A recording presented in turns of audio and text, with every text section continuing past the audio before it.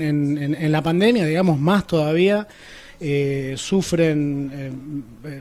femicidios de una manera brutal. Lo expone la ministra de Mujeres, Género y Diversidad, y creo que vos te ocupaste mucho cuando fuiste legisladora nacional del tema, entonces por eso la llamada y queremos saber cuál es tu impresión. Sí, efectivamente, bueno, fue un tema que hemos trabajado mucho desde el Congreso y ahora lo seguimos trabajando. Yo creo que, bueno, que esto tiene que ver con que, si bien en la sociedad argentina en los últimos 5 o 6 años ha habido un proceso de, digamos, de masificación de las demandas que tienen que ver con la desigualdad de género y con la violencia de género, donde hemos visto procesos de movilización muy masivos, que podemos identificar, por ejemplo, lo que empezó a suceder en 2015 con la consigna de Ni Una Menos, Sí. Y a lo que después también se le sumó la demanda por la legalización del aborto y bueno, todo lo que tenía que ver con esto, que fueron procesos realmente de una participación enorme, quizás los más masivos que se hayan visto desde hace muchos años, y bueno, y que esto tiene que ver con que una porción enorme de la sociedad está exigiendo, digamos, un cambio, una transformación en ese sentido, pero bueno, que este proceso de participación y de visibilización tan grande a la política y al Estado le ha costado mucho y le sigue costando mucho hacerse cargo y ser motor de estas transformaciones, ¿no? Porque esto requiere que haya que se desarrollen instrumentos y herramientas institucionales que permitan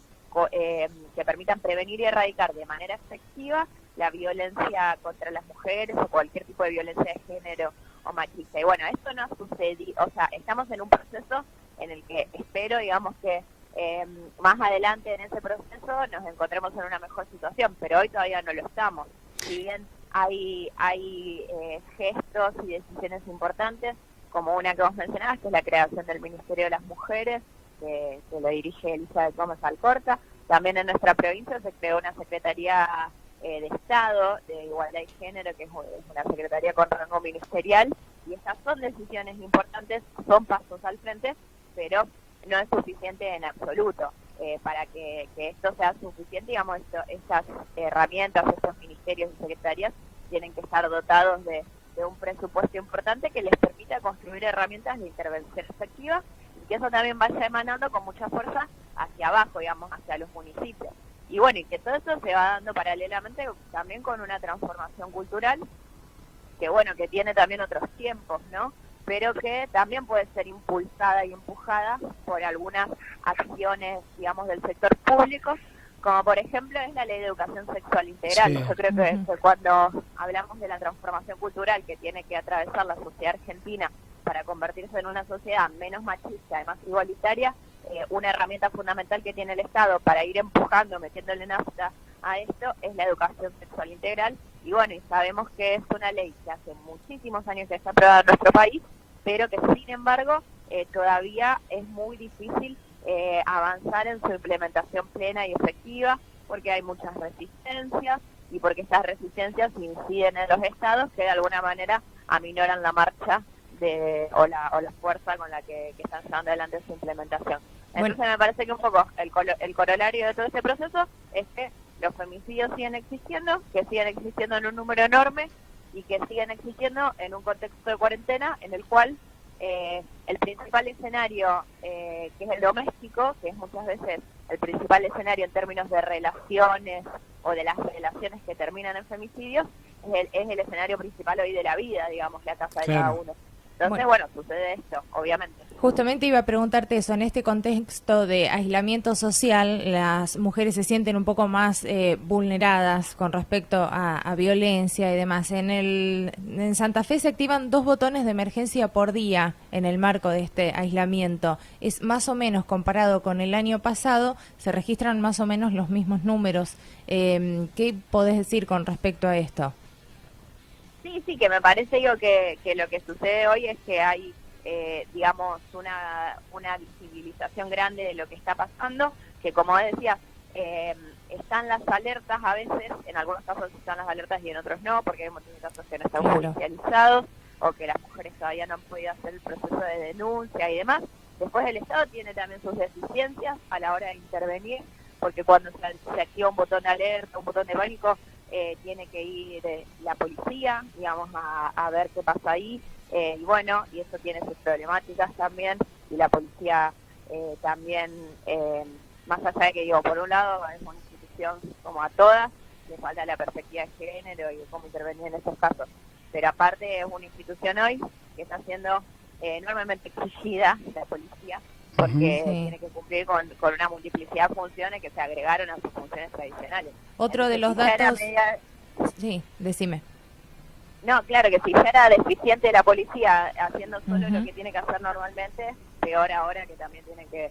estar controlando la cuarentena y un montón de cosas más. En los primeros 11 días de aislamiento también en Santa Fe el promedio de llamadas se mantuvo en 30 por día y en Rosario 85.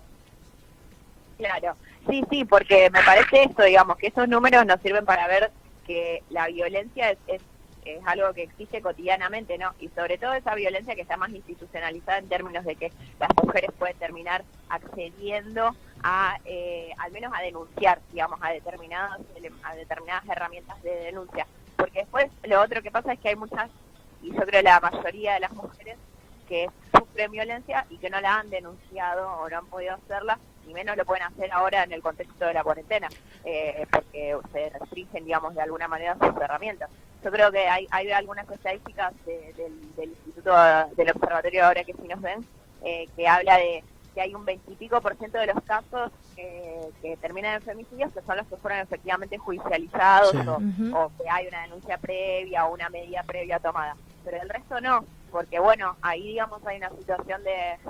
no poder reconocer la violencia o de reconocer la violencia y no poder denunciarla, y eso tiene un montón de condicionamientos. No es solo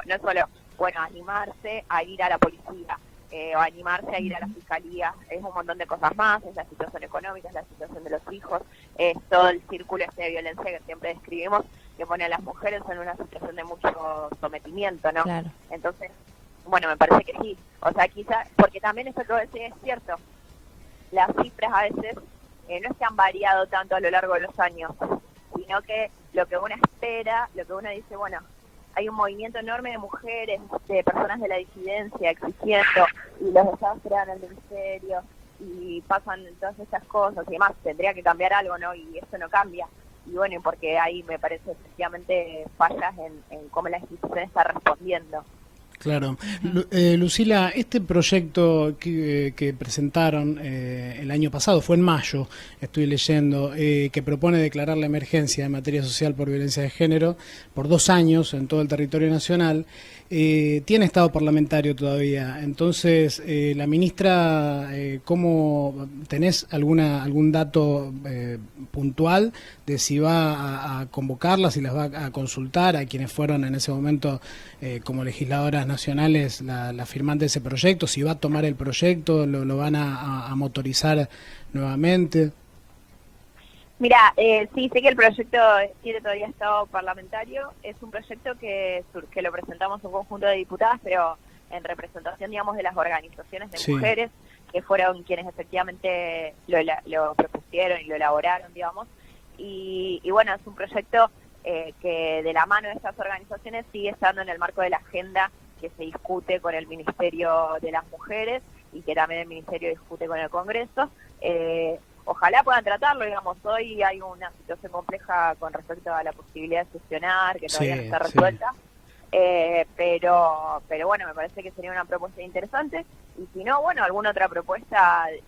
para nosotros esta es una propuesta integral, compleja, que tiene que ver con cómo intervenir en el marco de la emergencia, pero también pueden tomarse otras acciones. Lo importante es que se hagan cosas, digamos, que no naturalicemos este problema, que no digamos, bueno, esto pasa porque es la cuarentena, y también, aparte de aguantarse todo lo otro, hay que aguantarse la violencia machista. No, hay que hacer algo, el Estado tiene que hacer algo para tratar de mejorar un poco la vida de estas mujeres que están insertas en contextos de violencia y que bueno, que no quieren estarlo, que quieren salir, y hemos tenido femicidios